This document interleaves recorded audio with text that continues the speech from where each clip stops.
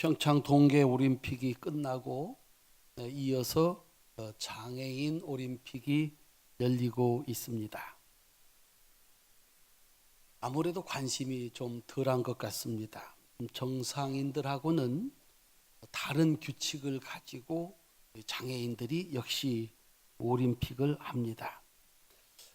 스포츠가 인기가 있는 것은 인생의 축소판 같기 때문입니다. 경기에 규칙이 있고 그 규칙을 지키면서 누가 잘해내느냐 하는 것이기 때문입니다. 1등이라도 규칙을 어겼으면 상을 얻지 못합니다. 성가대가 찬양을 했는데 음악이 사람들의 마음을 감동시키는 이유는 음악에는 악보가 있습니다.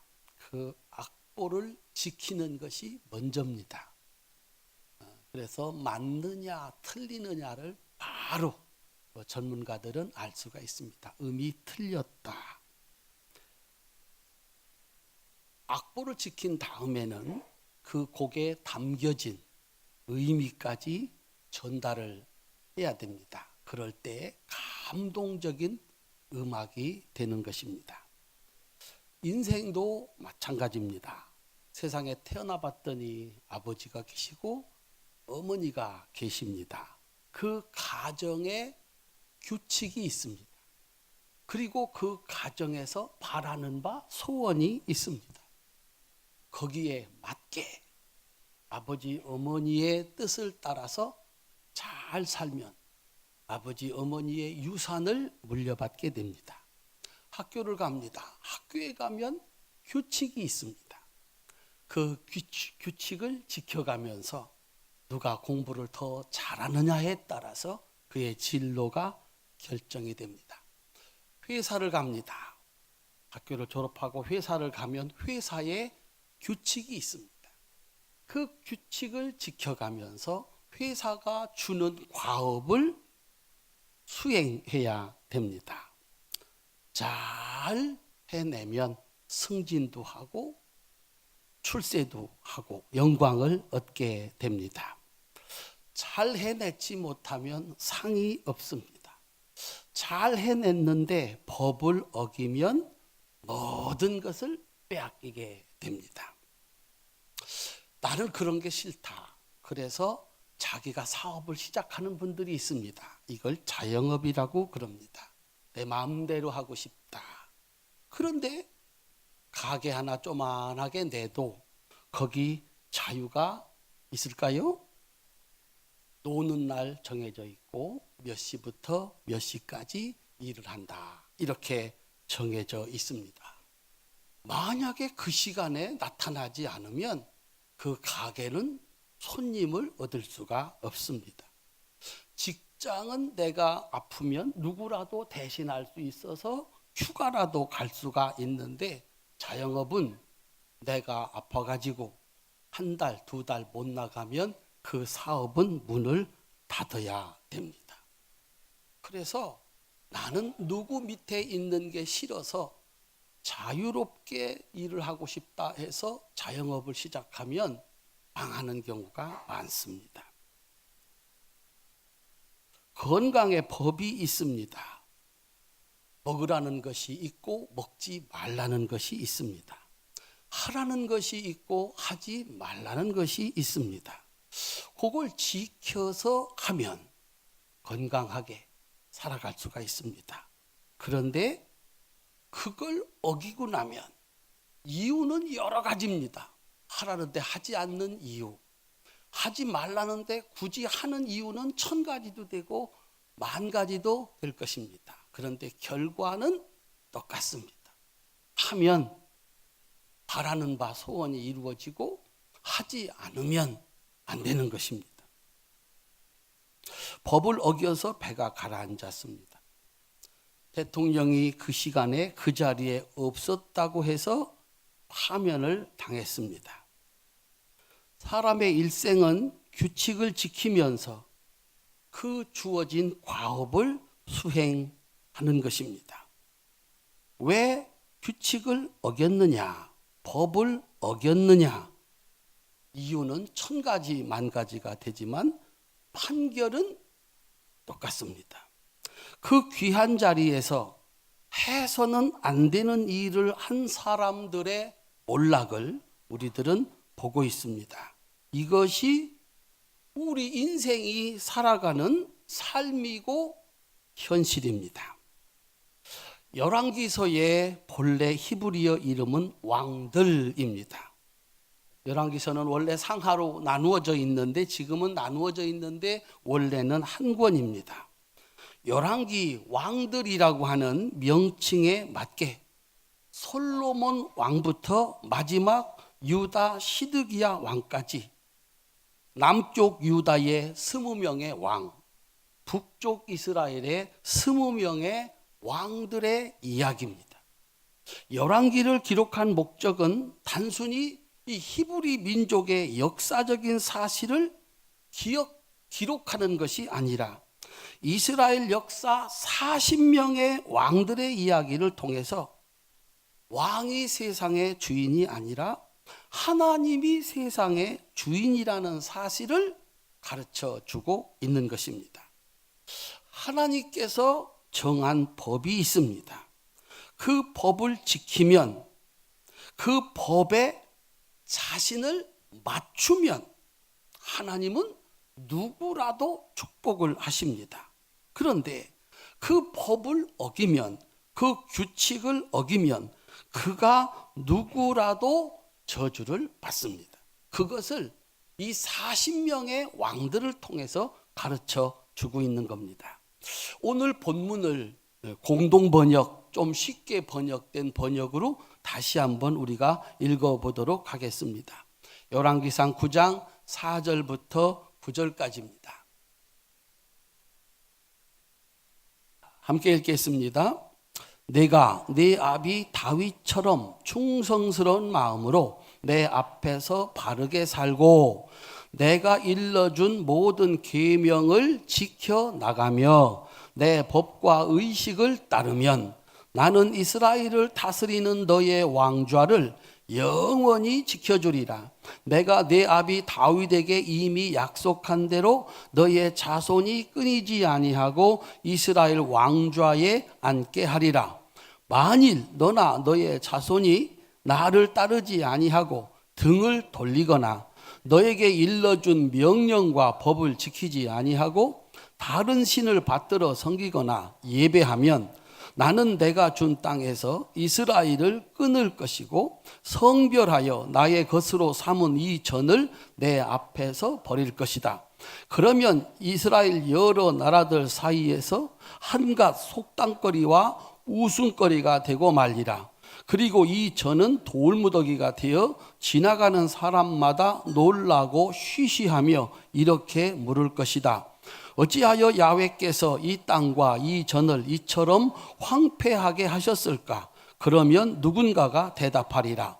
자기네 조상을 에집트에서 구출해 내신 자기네 조상의 하나님 야훼를 버리고 다른 신에게 홀려서 그를 예배하고 섬겼기 때문이지.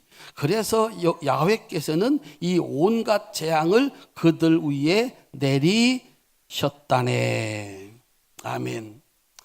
열왕기는 이스라엘 민족이 흥하고 번영을 누렸던 것은 하나님을 잘 섬겼기 때문이고, 반면에 나라가 쇠퇴하고 패망하게 된 것은 왕들과 그의 백성들이 하나님 앞에 범죄하고 우상을 숭배한 결과라는 사실을 가르쳐 주고 있는 것입니다. 사랑하는 성도님들, 우리가 살아가는 세상에 법과 규칙이 있습니다. 그 법과 규칙을 지키면서 우리에게 부여한 과업을 얼마만큼 잘 수행하느냐가 그 사람의 일생의 축복을 결정하는 것입니다. 하나님을 섬기는 우리에게는 하나님이 정하신 법과 규칙과 하나님이 우리에게 맡기신 과업이 있습니다. 이걸 잘 해내면 누구라도 하나님께서 복을 내리십니다. 그런데 법을 어기고 규칙을 어기고 하나님께서 싫어하는 일을 하게 되면 누구라도 저주를 받습니다. 하나님의 법을 누구보다도 잘 지켜서 하나님이 주신 과업을 누구보다도 잘 수행해서 최고의 지혜자가 되고 전무후무한 부귀와 영화를 누린 솔로몬이 40년의 그의 왕 생활을 마쳐가는 치세 말년에 하나님의 말씀을 떠나서 이방 왕비들로 인하여 다른 우상을 섬기게 됐습니다. 하나님이 그렇게 사랑해서 성전 건축을 맡기고 전에도 없었고 후에도 없을 복을 주신 솔로몬이 하나님을 떠났을 때, 하나님의 법을 어겼을 때 하나님은 예외 없는 저주를 그에게 내렸습니다. 열왕기상 11장 9절부터 13절까지입니다. 뒤로 넘어가셔서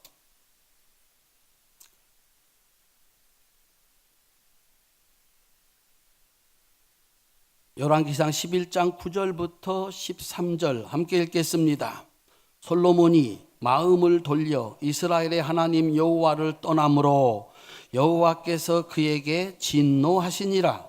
여호와께서 일찍이 2번이나 그에게 나타나시고 이 일에 대하여 명령하사 다른 신을 따르지 말라 하셨으나 그가 여호와의 명령을 지키지 않았으므로 여호와께서 솔로몬에게 말씀하시되 내게 이러한 일이 있었고 또 내가 내 언약과 내가 내게 명령한 법도를 지키지 아니하였으니 내가 반드시 이 나라를 내게서 빼앗아 내 신하에게 주리라. 그러나 내 아버지 다윗을 위하여 내 세대에는 이 일을 행하지 아니하고 내 아들의 손에서 빼앗으려니와 오직 내가 이 나라를 다 빼앗지 아니하고 내 종 다윗과 내가 택한 예루살렘을 위하여 한 지파를 내 아들에게 주리라 하셨더라. 아멘. 하나님께서 솔로몬이 잘못을 할 때 2번이나 나타나서 말씀을 하셨습니다. 그런데 솔로몬이 끝내 하나님의 법을 어겼고 하나님이 기뻐하시지 않는 우상을 숭배했습니다. 하나님께서 내 아버지 다윗과 맺은 언약 때문에 내 당대에는 이 심판이 임하지 않을 것이다. 그런데 내가 죽고 내 아들 때가 되면 이 심판이 임하게 될 것이다 라고 말씀을 했습니다. 그래서 예루살렘을 수도로 하는 남쪽 유다와 베냐민 지파, 베냐민 지파는 너무 작아서 그저 유다 지파 이렇게 얘기를 합니다. 그래서 이 2지파만 남고 10지파가 솔로몬의 신하였던 느밧의 아들 여로보암에게로 넘어가게 됐습니다. 그 영광스러웠던 왕국이 2쪽이 나버리고 말았습니다. 그리고 다윗의 언약이 있는 남쪽 유다에는 2지파만 남지 아니하고 10지파를 잃어버리게 되었습니다. 그리고서 이 역사 속에 20명의 왕이 나오는데 북쪽 20명, 남쪽 20명, 누구도 하나님을 섬기지 않습니다. 하나님의 법을 지키지 않습니다. 하나님의 규칙을 지키지 않습니다. 하나님의 뜻을 이루어드리지 않습니다. 딱 2사람만, 2왕만 다윗처럼 하나님을 섬깁니다. 하나님께서는 이스라엘 백성들을 구원하시기 위해서 북쪽 이스라엘을 위해서 엘리야와 엘리사를 보냅니다. 그리고 호세아, 아모스 예언자를 보냅니다. 회개해라. 하나님께로 돌아와라. 하나님의 법을 지켜라. 남쪽 유다를 위해서 이제 열왕기 끝나고 역대하 끝나면 그 뒤로 나오는 그 유명한 예언자들, 이사야, 예레미야, 에스겔, 미가, 하박국, 나훔, 스바냐 7명의 예언자를 쏟아붓습니다. 그런데도 이 죄악으로 한번 기울어진 이 나라를 돌이키지 못했습니다. 우리나라가 아이들을 잘 낳지 않아서 지난 10년 동안 아이들 어떻게 낳게 하려고 재정을 쏟아 부었는데 얼마를 쏟아 부었는지 혹시 아십니까? 80조를 쏟아 부었다. 여러분들은 놀라지도 않습니다.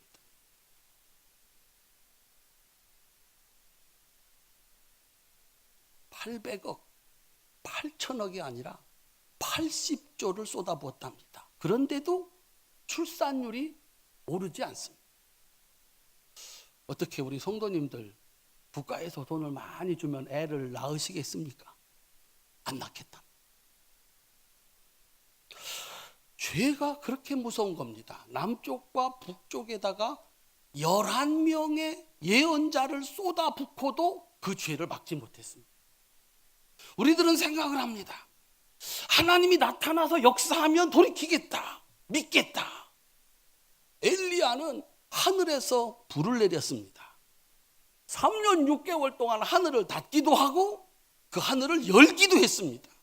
그런데도 하나님께로 돌아오지 않습니다.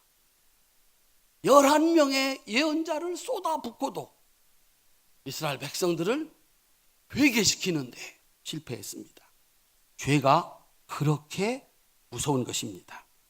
결국 솔로몬에게 말씀하신 대로 북왕국 이스라엘은 왕조가 시작된 지 208년 만인 주전 722년에 아시리아에게 멸망을 당하고 남왕국 유다는 그 뒤로 136년이 지나서 586년에 바빌로니아 제국에 의해서 멸망을 당합니다.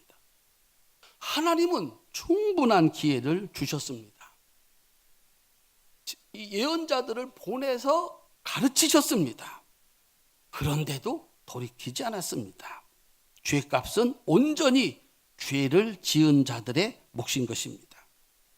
열왕기에 기록된 북이스라엘 왕과 남왕국 유다 왕국에 40명의 왕이 있었습니다. 그런데 그 왕들은 딱 두 가지로 구분이 됩니다. 하나는 여로보암 왕 같은 왕들, 여로보암의 길로 간 왕들, 또 하나는 다윗과 같은 왕들, 다윗의 길로 간 왕들, 이렇게 둘로 나뉘어집니다. 오늘 우리의 삶도 마찬가지입니다. 우리 성도들도 이 두 가지 길 중에서 하나를 선택하셔야 됩니다. 여러분들이 선택을 하건 안 하건 우리들은 그 두 가지 길 중에 한 가지 길로 가고 있습니다. 우리 사랑하는 성도들에게 하나님이 주시는 은혜가 있으시기를 주님의 이름으로 축원합니다. 첫째는 여로보암의 길입니다. 오늘 본문 9장 6절, 다시 돌아가서 본문 9장 6절 함께 읽겠습니다. 만일 너희나 너희의 자손이 아주 돌아서서 나를 따르지 아니하며 내가 너희에게 둔 나의 계명과 법도를 지키지 아니하고 가서 다른 신을 섬겨 그것을 경배하면, 이것을 북쪽 이스라엘 첫 번째 왕 여로보암이 이 길로 갔습니다. 그래서 그 뒤로 하나님의 말씀을 떠나고 법도를 어기는 사람, 하나님이 싫어하는 우상을 섬기는 모든 왕들은 여로보암 같았다, 이렇게 얘기를 합니다. 열왕기상 15장입니다. 뒤로 넘어가셔서 열왕기상 15장 25절 26절입니다. 함께 읽겠습니다. 유다의 아사 왕 둘째 해에 여로보암의 아들 나답이 이스라엘 왕이 되어 2년 동안 이스라엘을 다스리니라. 그가 여호와 보시기에 악을 행하되 그의 아버지의 길로 행하며 그가 이스라엘에게 범하게 한 그 죄 중에 행한지라. 열왕기상 15장 33절 34절 함께 읽겠습니다. 유다의 아사 왕 셋째 하에 아히야의 아들 바하사가 디르사에서 모든 이스라엘의 왕이 되어 24년 동안 다스리니라. 바하스가 여호와 보시기에 악을 행하되 여로보암의 길로 행하며 그가 이스라엘에게 범하게 한 그 죄 중에 행하였더라. 열왕기상 16장 33절부터 30절부터 33절까지 함께 읽겠습니다.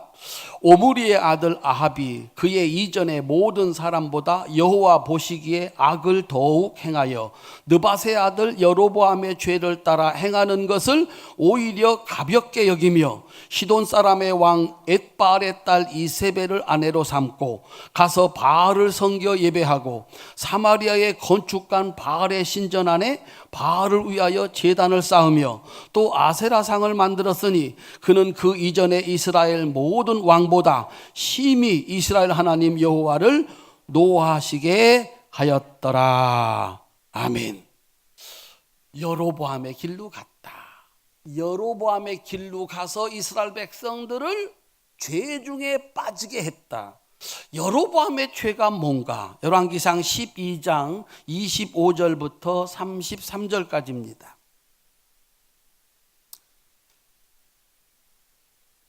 열왕기상 12장 25절부터 33절 함께 읽겠습니다. 여로보암이 에브라임 산지에 세겜을 건축하고 거기서 살며 또 거기서 나가서 분우엘을 건축하고 그의 마음에 스스로 이르기를 나라가 이제 다윗의 집으로 돌아가리로다.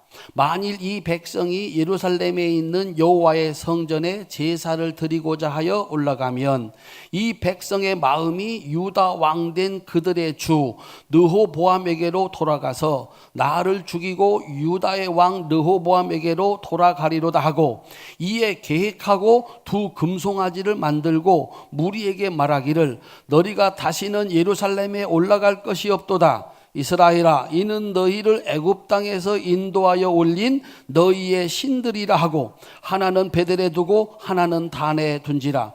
이 일이 죄가 되었으니 이는 백성들이 단까지 가서 그 하나에게 경배함이더라. 그가 또 산당을 짓고 레위 자손 아닌 보통 백성으로 제사장을 삼고 여덟째 달 곧 그 달 15째 날로 절기를 정하여 유다의 절기와 비슷하게 하고 제단에 올라가되 베델에서 그와 같이 행하여 그가 만든 송아지에게 제사를 드렸으며 그가 지은 산당의 제사장을 베델에 세웠더라. 그가 자기 마음으로 정한 달 곧 6째 달 15째 날로 이스라엘 자손을 위하여 절기를 정하고 베델에 쌓은 제단에 올라가서 분향하였더라. 아멘. 얼떨결에 10지파의 왕이 된 여로보암이 절기가 되면 1년에 3차례 이스라엘 백성들은 하나님이 계신 예루살렘 성전에 가서 제사를 드려야 됩니다. 거기 가서 하나님 만나고 은혜 받으면 자기한테 돌아오지 아니하고 르호보암 곁에 머물겠구나 생각을 했습니다. 자기를 죽이고 결국은 르호보암한테로 돌아가겠구나. 그래서 이스라엘 백성들을 더 이상 예루살렘 성전에 가서 예배하지 못하도록 남쪽 맨 아래 베델에 성전을 하나 짓고 맨 북쪽 단에다가 성전을 짓고 금송아지 하나씩을 세우고 여기서 예배하면 된다 그랬습니다. 성전 예배를 파괴했습니다. 제사장은 레위 지파만 될 수가 있는데 자기 마음에 드는 사람을 제사장으로 세웠습니다. 절기는 하나님께서 날짜를 정해놨는데 비슷하게 해서 절기를 바꿔버렸습니다. 여로보암의 죄가 뭔가? 자신의 이득을 위해서 자신의 권력을 위해서 신앙을 바꾼 겁니다. 신앙을 하나님을 이용한 것입니다. 나의 이득과 내가 가지고 있는 것을 지키기 위해서 하나님의 것을 바꿔버린 것입니다. 이것이 죄입니다. 신앙이 뭐라고 그랬습니까? 하나님이 정한 규칙, 하나님이 정한 법, 하나님이 주신 사명에다가 나를 맞추는 것인데, 여로보암은 자기의 생각과 자기의 이득에다가 하나님 신앙을 맞춰버렸습니다. 바꿔버렸습니다. 이것이 하나님이 가장 싫어하는 죄가 된다라고 하는 것입니다. 이 여로보암의 죄는 그 아들 때에서 왕위가 끝나게 되고, 북쪽 이스라엘은 반역, 반란, 살해 한시도 편안한 날 없이 북쪽 이스라엘의 역사는 하나님 없는 역사, 죄악이 가득한 역사, 자기의 이권이 걸리면 왕도 죽이고 끌어내리고, 자기의 이득이 걸리면 누구도 용납하지 않는, 그래서 결국 북쪽 이스라엘은 아수르에게 처참하게 멸망을 당하고 포로로 끌려가고, 아수르가 그 땅을 점령함으로 피가 섞여서 예수님 오실 때까지 유다 지파하고 원수가 됩니다. 너희들은 더 이상 이스라엘 백성이 아니다. 따라합시다. 하나님의 법을 어긴 사람은 더 이상 하나님의 백성이 아니다. 사랑하는 성도님들, 내 이득과 내 생각 때문에 예배를 바꾸고 절기를 바꾸고 제사장을 바꿔 치운다고 하면 이것이 하나님께 가장 큰 죄가 된다라고 하는 겁니다. 그러면 다윗의 길은 뭔가? 9장 4절입니다. 열왕기상 9장 4절 함께 읽겠습니다.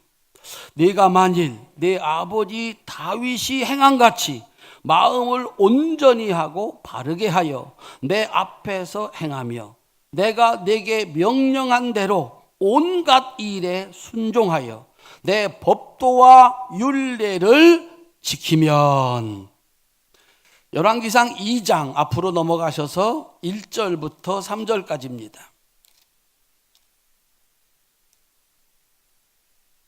열왕기상 2장 1절부터 3절 함께 읽겠습니다.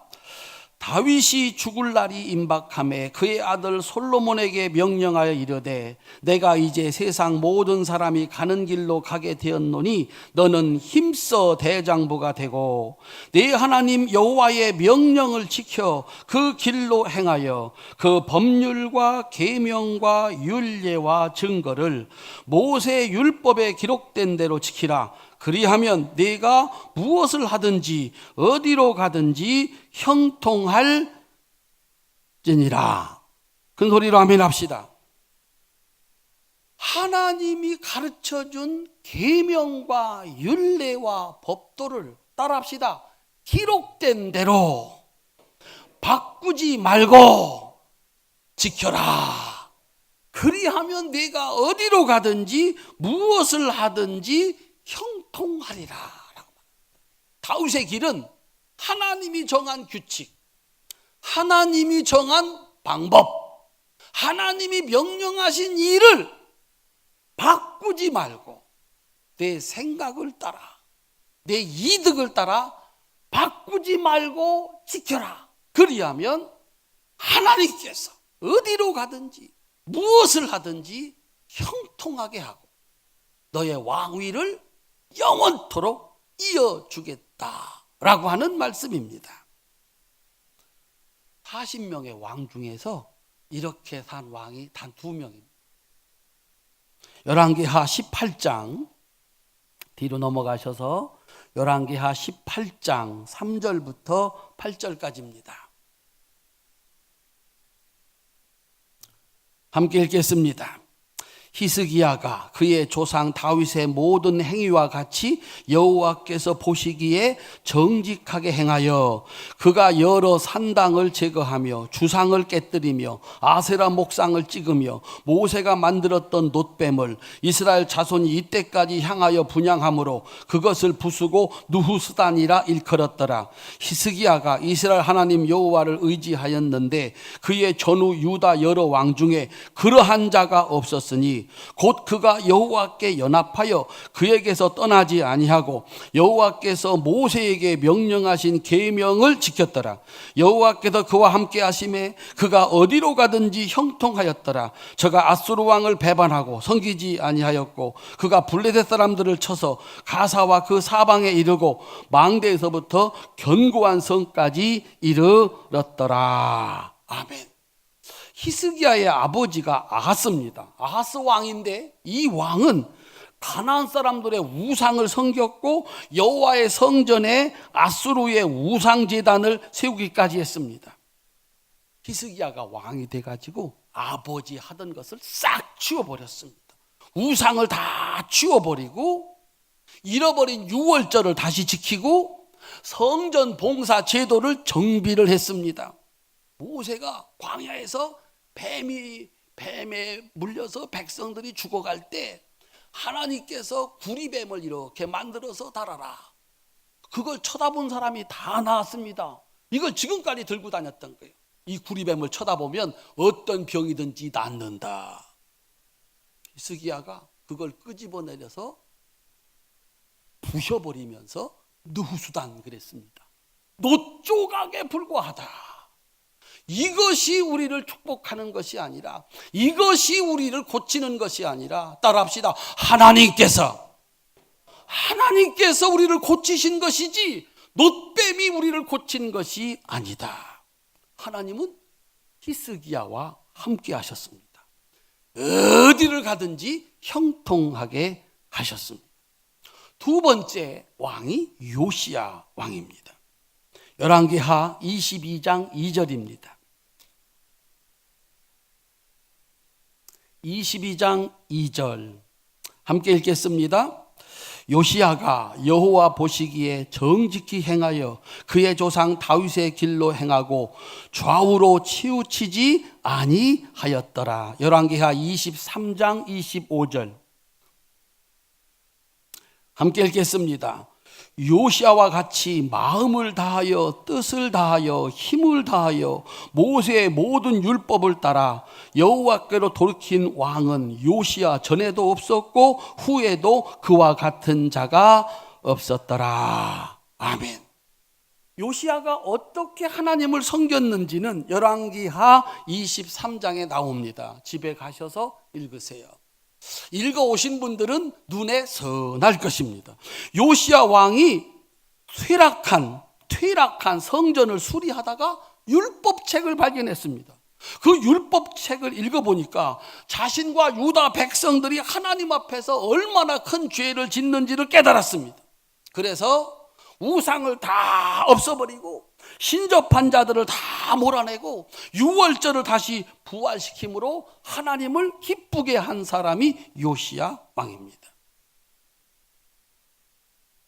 따라합시다. 정한 장소, 정한 방법, 정한 시간.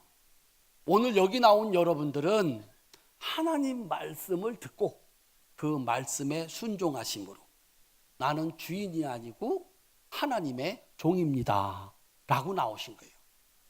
정한 시간이 있습니다. 왜 정했을까요? 정한 방법이 있습니다. 왜 정했을까요? 정한 시간이 있습니다. 왜 했을까요? 집에서 예배드려도 되고 다른 곳에서 기도해도 되는데 하나님께서는 장소를 정하고 방법을 정하고 시간을 정해서 예배를 드리라는 것입니다. 무슨 뜻이라고 그랬습니까? 나는 왕이 아니고 하나님이 왕이십니다. 따라합시다. 하나님은 나의 왕이십니다. 왜 예수님이 복음입니까? 예수님의 십자가가 왜 복음입니까? 우리 찬양대가 찬양을 했습니다. 나의 뜻대로 마시고 아버지의 뜻대로 되기를 바랍니다. 그러면 사는 겁니다. 그러면 형통하는 것입니다. 내 뜻은 사는 겁니다. 하나님의 뜻은 죽는 겁니다. 예수님께서 내 뜻대로 마시고 내 생각대로 마시고 내 방법대로 마시고 아버지의 뜻대로 되기를 바랍니다 라고 기도했을 때 십자가의 죽음이었습니다. 나는 종입니다. 당신이 왕이십니다. 그 고백입니다. 죽었더니 살리셨습니다. 살리셨을 뿐만 아니라 높이셨습니다. 영화롭게 하셨습니다. 따라합시다. 누구든지 예수를 믿으면, 다시 한번, 누구든지 예수님처럼 살면 죽어도 살고 하나님 우편에 앉는 영화를 누리게 된다. 주님이 보여주셨다. 이것이 우리의 기쁨이다, 복음이다 라고 말씀을 하고 있는 겁니다. 종교개혁자들이 부르짖는 교회 개혁은 오직 성경, 오직 믿음, 오직 은총입니다. 우리 장로님께서 기도하신 대로 교회는 오직 성경으로 돌아가고 오직 믿음으로 살고 내 힘이 아니고 하나님의 은총으로 산다고 고백하는 것이 종교개혁입니다.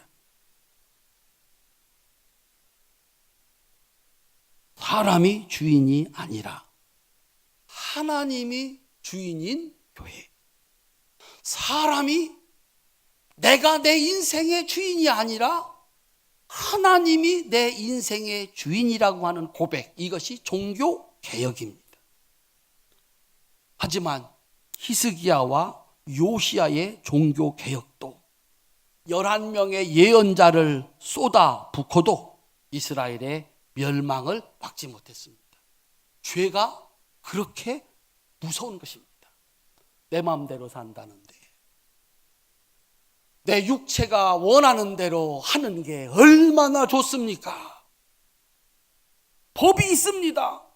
그렇게 살면 망한다고, 그렇게 살면 감옥 간다고, 그렇게 살면 그 영광스러운 자리에서 하루아침에 범죄자가 되고 얼굴을 들고 다닐 수 없고 이 땅에 발을 붙이고 살 수도 없다고 방 안에 있는 선지자가 매일 하루 종일 보여주는데도 그 범죄에서 벗어나지 못하고 똑같은 길을, 여로보암이 가는 길을 걸어가는 사람들을 오늘 우리는 보고 있습니다. 사랑하는 성도님들, 여기까지 하나님께 복종한 여러분들이 복이 있습니다. 이 설교를 듣는 여러분들이 복이 있습니다. 세상에 규칙이 있고 법이 있습니다. 세상이 부여한 과업이 있습니다. 그걸 지킬 때 인간은 인간답고 대접을 받을 수가 있습니다. 그걸 어기는 순간 누구도 사람 대접을 받지 못합니다. 세상에는 두 가지 길이 있습니다. 하나님을 자기의 이득을 위하여 법도 규칙도 바꾸고 이용하는 느밧의 아들 여로보암이 가는 멸망의 길이 있고, 오직 하나님 말씀에다가 나를 맞추어 순종하는 다윗의 축복된 길이 있습니다. 사랑하는 성도님들, 얼마나 더 보여주어야, 얼마나 더 소리를 높여야 죄에서 벗어나, 여로보암의 길에서 벗어나 내 멋대로 신앙생활을 하는 게 아니라 하나님께 나를 맞추는 이 다윗의 길로 갈 수 있을까? 발천의 성도들에게 하나님이 은혜를 베푸셔서 끝까지 다윗의 길로 걸어갈 수 있기를 주님의 이름으로 축원합니다. 오늘처럼 할 일도 많고 내가 갈 곳도 많지만 쓸 곳도 많지만 하나님 앞에 나오고 하나님께 드린 여러분들의 이 신앙이 영원토록 계속돼서 여러분 일생이 영화롭고 여러분이 얻은 축복이 자자손손 이어질 수 있기를 주님의 이름으로 축원합니다. 기도하겠습니다.